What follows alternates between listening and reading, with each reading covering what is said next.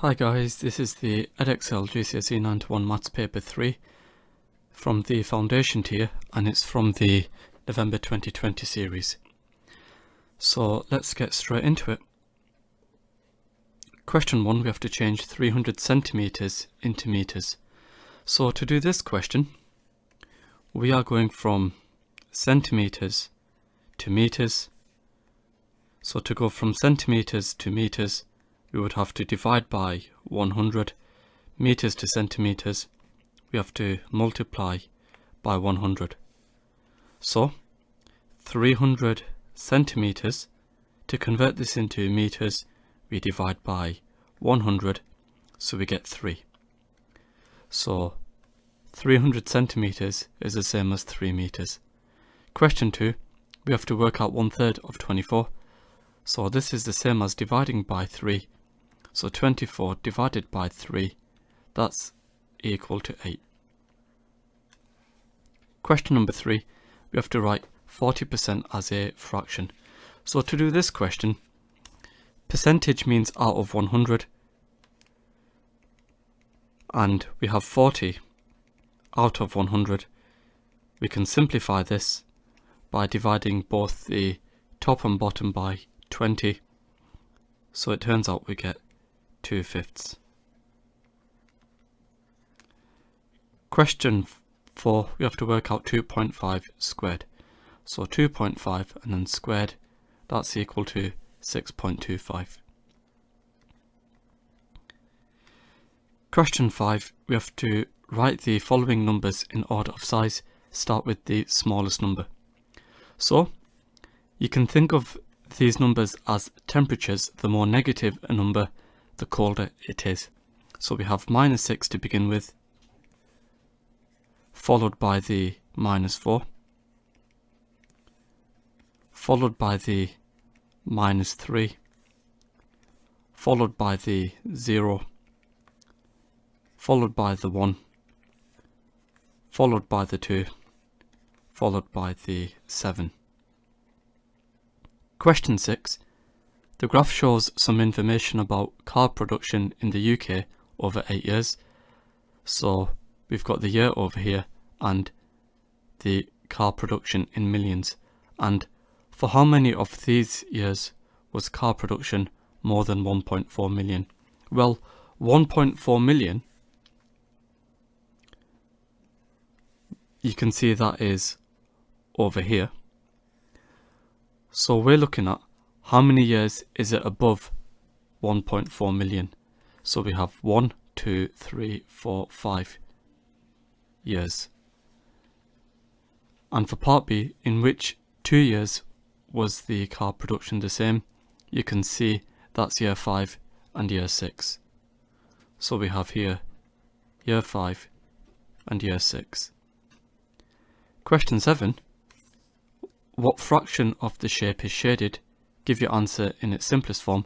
Well, here you can see we've got 16 squares in total, and of those 16, 12 squares are shaded, and we wish to simplify this. So dividing both the top and bottom by 4, it turns out we get 3/4.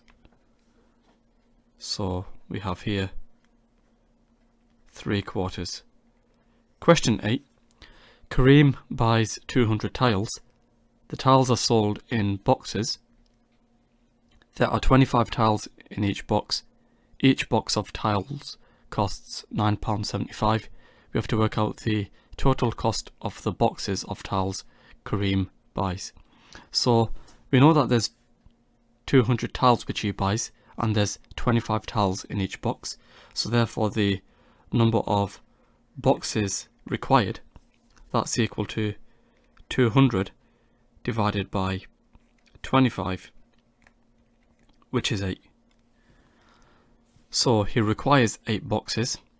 Each box costs £9.75. So for 8 boxes, the cost is going to equal 8 times by £9.75. So if we work this out, 8 times by £9.75, it turns out we get £78. So the total cost is £78.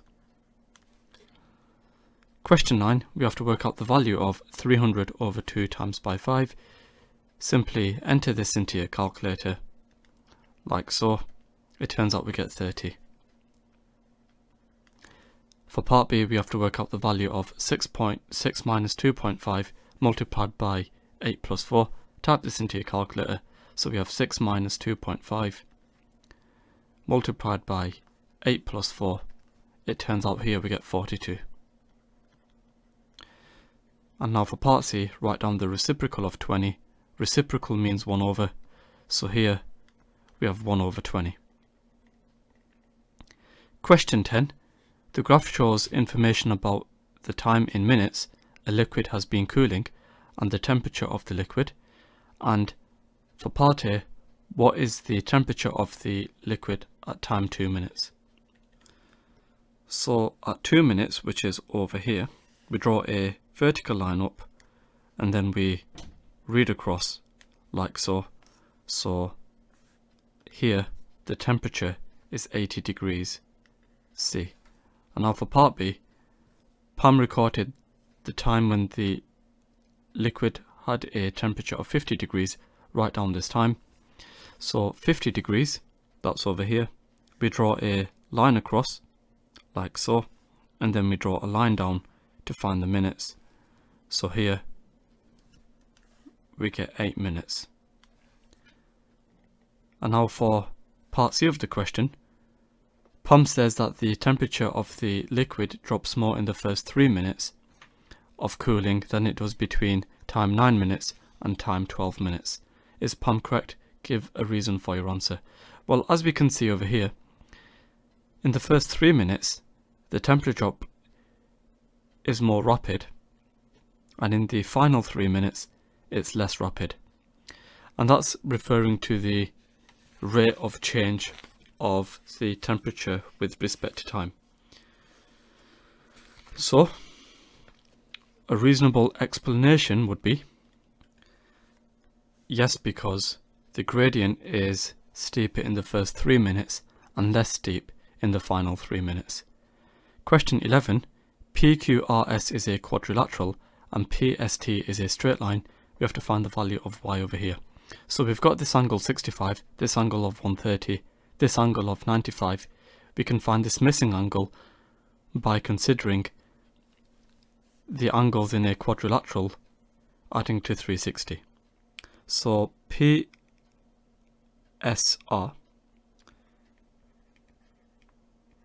that's equal to 360 minus the 95 minus the 130 minus the 65. It turns out here we get 70.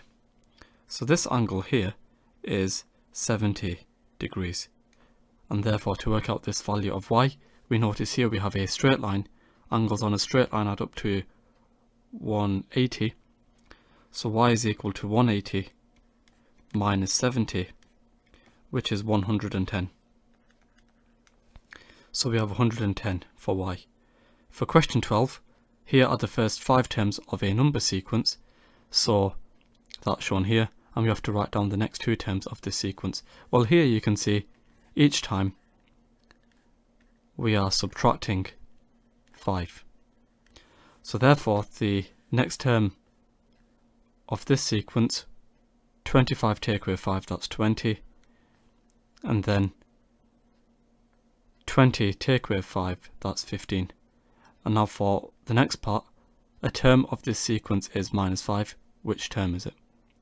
So here we can continue working out the numbers in the sequence. So after 25 we get 20, after 20 we get 15, after 15 we get 10, after 10 we get 5, after 5 we get 0, and after 0 we get minus 5. So here we've got 1, 2, 3, 4, 5, 6, 7, 8, 9, 10, 11. So it's the 11th term. And now for part B of the question, the nth term of a different sequence is given by the expression 4n plus 3. We have to find the 9th term of this sequence. So that's when n is equal to 9. So 4 times by 9 plus 3, it turns out here we get 39. So the 9th term of the sequence is 39. Question 13. We have to work out the perimeter of this shape. Well, to work out the perimeter, what you need to recognize is we have some missing lengths which we need to calculate the length of. This length over here, from here to here, 10 take away 4, that's 6. So this length here is 6 centimeters. And similarly, this over here, that's equal to 7 take away 5, which is 2. So we've got 2 centimeters here. And therefore the perimeter, that's equal to 4 plus 5 plus 6 plus 2 plus 10 plus 7. And if we work all of this out, it turns out we get 34. So the perimeter is 34 centimeters. Question 14, we have to simplify 3x plus 5y plus 2x minus 4y. Collecting like terms, 3x plus 2x, that's equal to 5x, 5y minus 4y, that's just plus y. So we get 5x plus y. And now for part B, we have to solve 5p plus 7 equals 22. So if I subtract 7 from both sides, 5p, that's equal to 15. And now if I divide both sides by 3, you can see p is equal to 15 divided by 3, which is 5. So p is equal to 5. And now for question 15, here are the costs of the same type of batteries in two shops. Shop A, a pack of battery costs £1.60, and for shop B, a pack of batteries costs £2.70, and Harry needs to buy at least 30 batteries. He assumes that he has to buy batteries in whole packs. Harry wants to buy the batteries as cheaply as possible from the shop. Which shop should he buy the batteries from, shop A or shop B? You must show all your working. Well, let's see how much the batteries cost from shop A. If we work this out, we've got 30 batteries which are required, and if we divide this by 4, this tells us the number of packs we need. So 30 divided by 4, that's 7.5, so therefore we need 8 packs. So therefore there's 8 packs needed. And if we consider shop B, we've got 30 divided by 6, which is 5. So for shop B, there's 5 packs needed. And with this we can find the cost. So the cost over here for shop A, that's going to be 8 times by 160, which is £12.80, and for shop B, we've got 5 times by 270, which is £13.50. So which one is cheaper out of the two? Well, obviously that's shop A, so therefore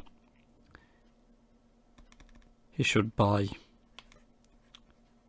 from shop A. And now for part B of the question, Harry's assumption is wrong.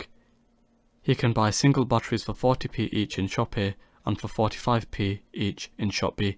Does this affect which of these two shops Harry should buy the batteries from? Give a reason for your answer. Well, he requires 30 batteries. So 40p, so that's £0.4, multiplied by 30, that's £12. So if he buys the batteries single, that will cost him 30 times by 0.4, which is £12. And from shop B, 0.45 times by 30, that's £13.50. So 30 times by 0.45, that's equal to £13.50. So does it affect your answer? No, because over here you can still see A is £1.50 less than B. It's still cheaper.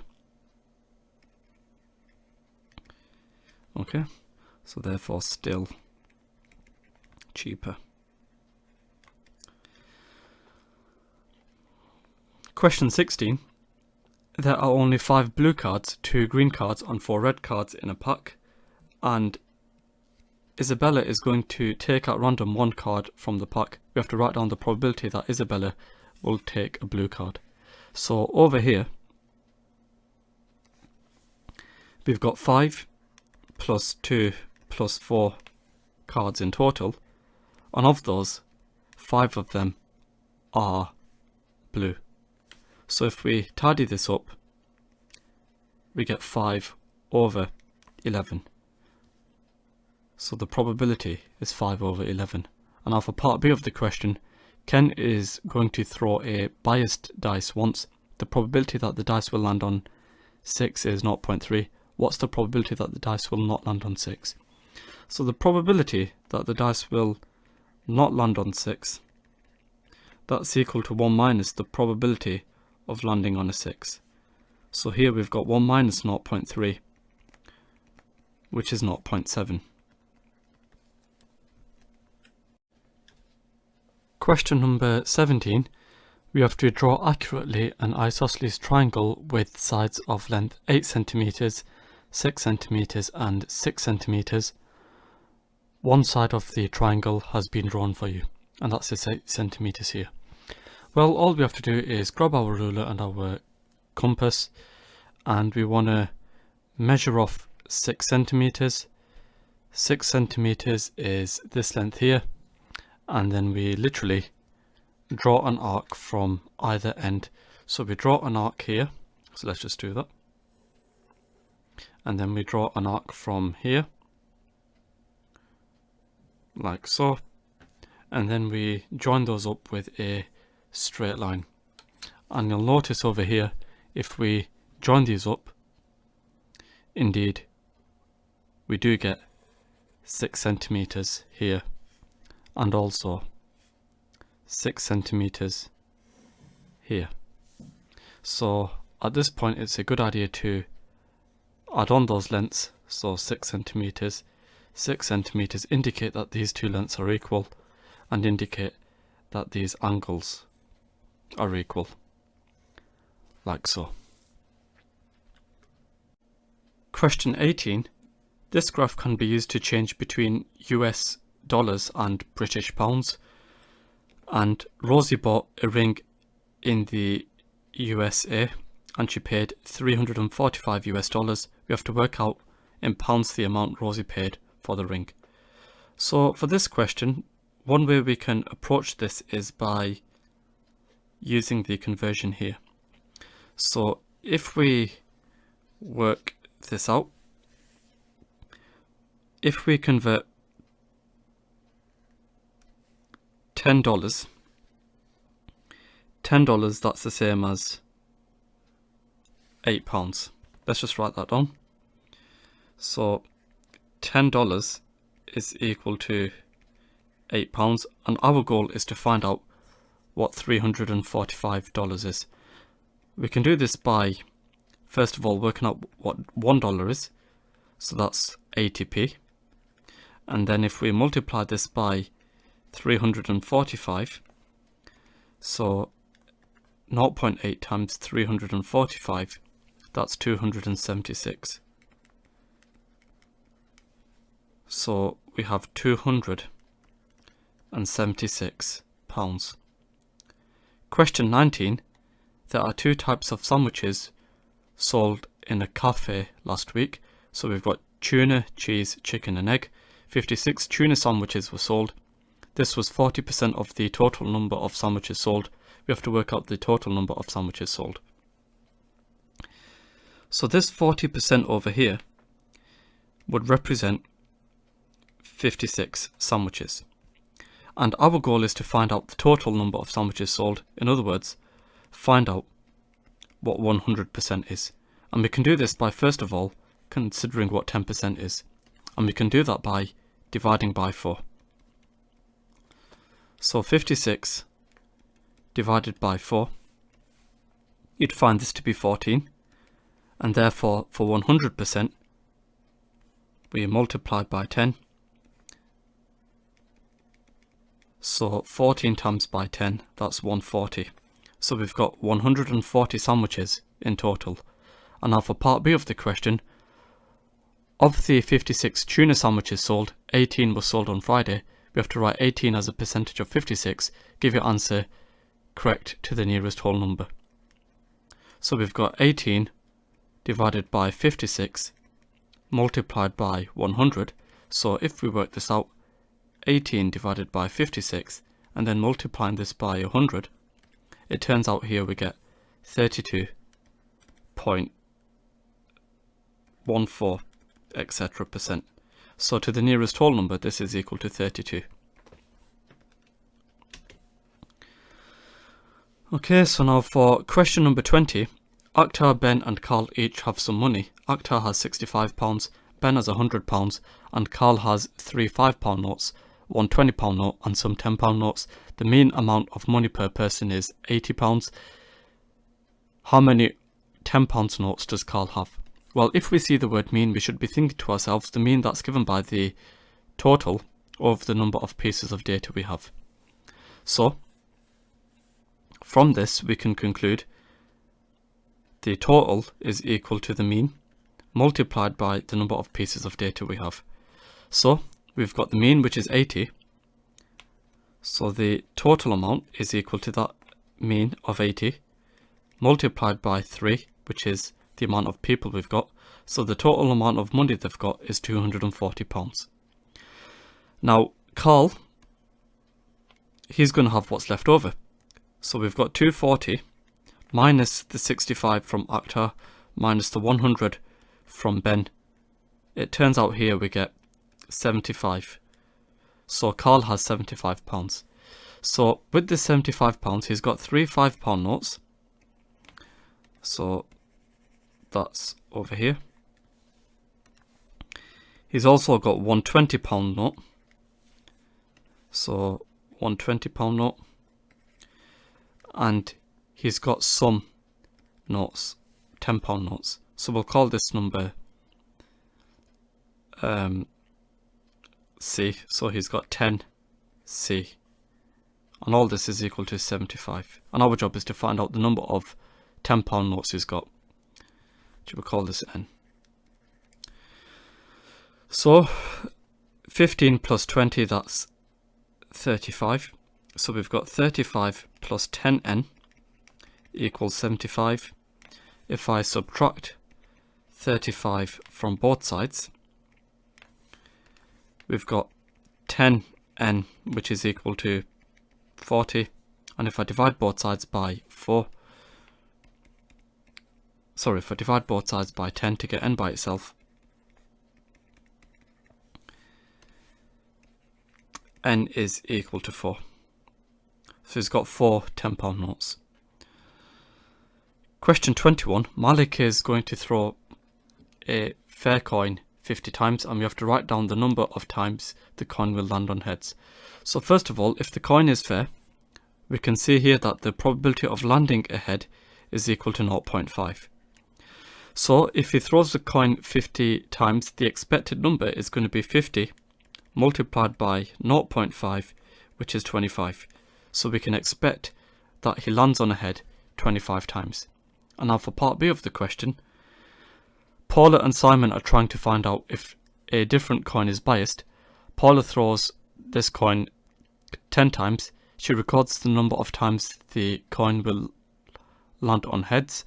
Simon throws the same coin 100 times. He records the number of times the coin lands on heads. Whose result will be a more useful answer in deciding if the coin is biased? Give a reason for your answer. Well, Simon. And that's because he uses more trials.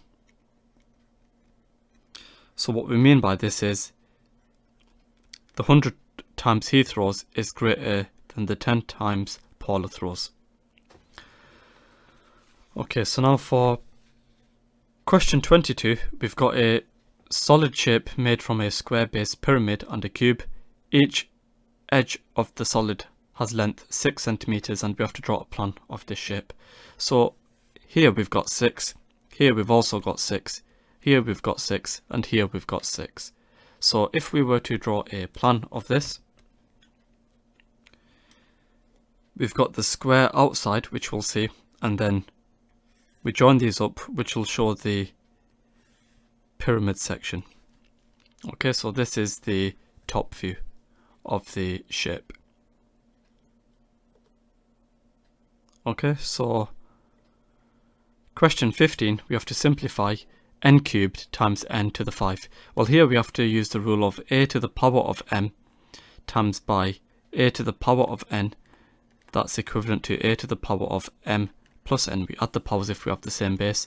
So here we have n to the power of 3 plus 5, which is the same as n to the power of 8. And now for part b, we have to simplify c cubed d to the 4 divided by c squared d. Well, d, that's just the same as d to the power of 1.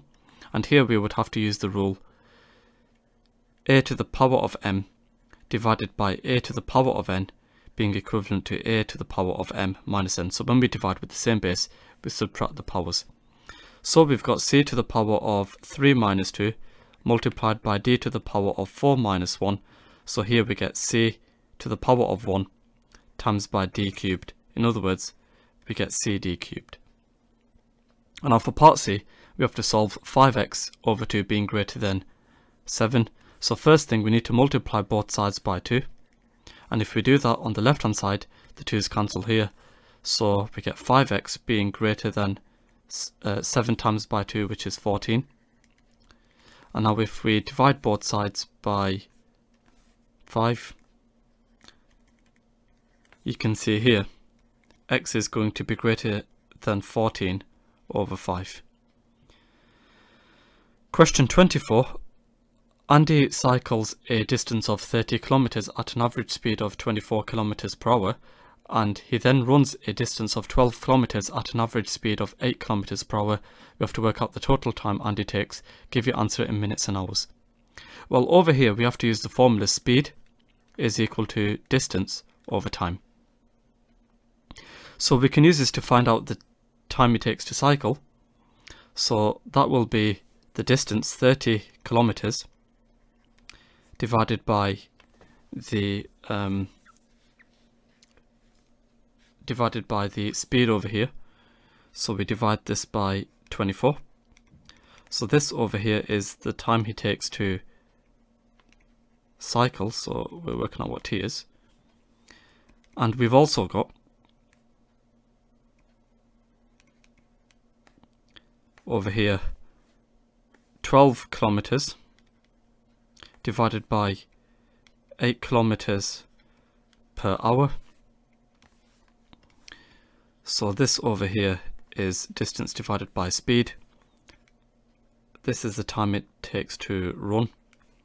So if we work all of this out, 30 divided by 24 plus 12 over 8, that's equal to 2.75 kilometers, 2.5 hours. And we wish to convert this into hours and minutes. Now the 0.75 hours, that's the same as, well, if I multiply the 0.75 by 60, that tells me 0.75 hours is the same as 45 minutes. And then we've still got those 2 hours from before. Question 25. A number m is rounded to one decimal place and the result is 9.4. We have to complete the error interval. So here we've got 9.4 plus a half lots of the one decimal place. So one decimal place, that's 0.1. So here we get 9.35 and 9.45. So here we get 9.35 and 9.45. Question 26. Macy knows that she needs 3 kilograms of grass seed to make a rectangular lawn 5 meters by 9 meters. Grass seed is sold in 2 kilogram boxes. Macy wants to make a rectangular lawn 10 meters by 14 meters, and she has over here 5 boxes of grass seed. Has Macy got enough grass seed to make a lawn 10 meters by 14 meters? You must show you're working. Well, over here, the total amount of grass seed she's got